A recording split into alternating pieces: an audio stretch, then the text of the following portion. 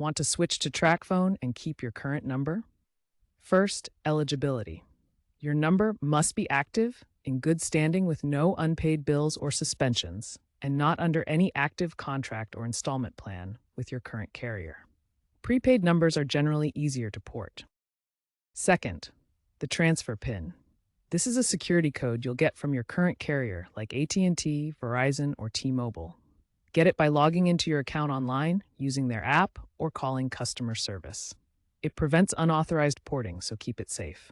Without a valid and current transfer PIN, you cannot proceed.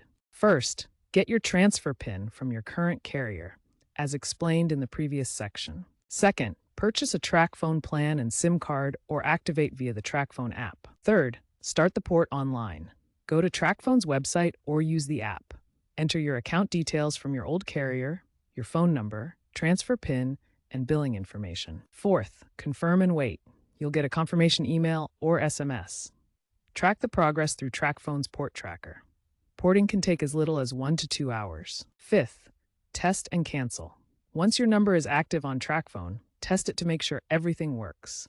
Then, cancel your old account if needed. Note, ports are free for prepaid services. Don't switch carriers too often. Tracfone has a 90-day cooling-off period after a port.